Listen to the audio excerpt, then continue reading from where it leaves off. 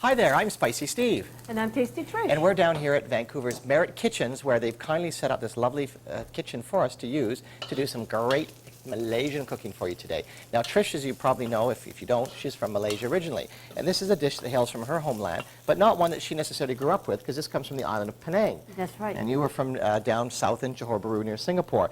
Penang is known for its Nyonya cuisine. Singapore, Malacca, and Penang had the Peranakan culture, which were the Chinese traders who married Malay wives over the last few centuries. And they evolved their own cuisine and their own distinct culture. But the food is what is so unique about the Peranakan culture. It's often called Nyonya cuisine.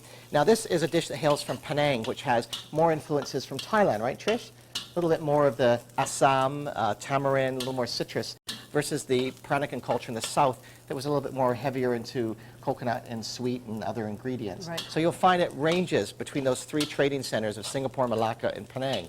This dish starts off with lemongrass, shallots, and garlic that we've sauteed. And we pound into a paste. It's pounded into a fine paste, so it's very fibrous, you can see. Now we're going to throw in some prawns in there. Nicely brown. So you basically toasted that lemongrass, and because it's pounded so fine, that means you're going to be able to eat this. If you had big chunks of lemongrass, you'd have to take them out. So now we have some nice big tiger prawns. We're going to turn up the heat and fire that up. Now to this, We're going to add some cashew we're nuts. going to add some cashew nuts. Now you can add as many as you want. I think the recipe on the website has a small number of it. That's the original recipe, but I like to about triple or quadruple the amount because it is certainly one of my favorite nuts to put in. It makes it very tasty. Now the recipe also calls for the thick part of the coconut milk. A lot of cans of coconut milk will have a thick part of the cream at top, and the rest will be watery. The brand we use, May Ploy, which is Thai, happens to be thick the whole way through. But when you open your can, do not shake it. Open the can without shaking, scoop out the thick part of the coconut milk, and that can be used to help make the paste, and then add the rest of the runny coconut milk later to create the gravy. Now we're going to add some chili. Now, sambals usually imply a chili base, and often it can be red chilies, and there can be an awful lot of big red chilies that aren't necessarily hot, but add a body to the dish. This one does not tend to have a lot of chilies. It has a hot green chili that's added. We're going to add a bit more coconut milk. We're going to add the rest of the coconut milk. This will create the gravy. Now, one of the unique souring agent that the Peranakan culture, the Nyonyas use in Nyonya cuisine, is tamarind juice. And that comes from the pod of the tamarind tree, which originated in Africa, was brought over to India, and is used in South Indian cooking, used in Southeast Asia as well.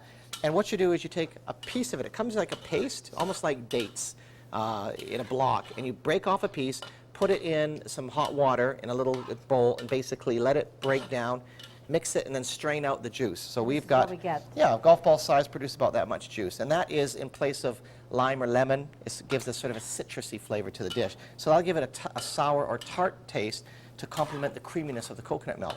Then we're going to throw in some tomatoes. Tomatoes. A little touch of salt. Yeah, just a bit. A little touch of salt to go in here as well. We'll bring it to a boil. Bring that to a boil. And do you want to add these as well?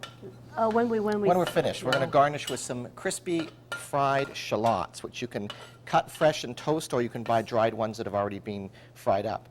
So basically, all we have to do is basically let our dish come to a boil, let the prawns cook through, and we're ready to eat. Okay. So once your prawns are fully cooked and your curry has come to a nice boil, then you're ready to serve your Sambal Goreng Udang. We're just going to sprinkle a little bit of shallots on, which are fried shallots. You can make your own fresh ones, or you can buy them pre-done down at the Asian markets. And we're ready to serve. And this is a yummy, scrummy dish. I would say throw extra cashews in, because I like the cashews. And this is something you can serve on coconut rice or plain steamed rice. Serve with a vegetable, and you've got a complete meal here. I don't think that you can go wrong with this. Now, these prawns have gone in with the skin on. You can basically peel them if you like and devein the back, or you can put them in whole if you like to suck on the shell. Okay, so here we go. So here we go. Sambal Udang Goreng, a fried chili prawn dish that's not necessarily a hot dish by any means. It's got a sort of coconutty creaminess, and it's also got a tartness from that tamarind.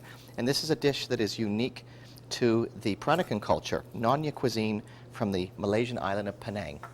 For Shaw TV, I'm Spicy Steve at Merritt Kitchens. And I'm Tasty Trish.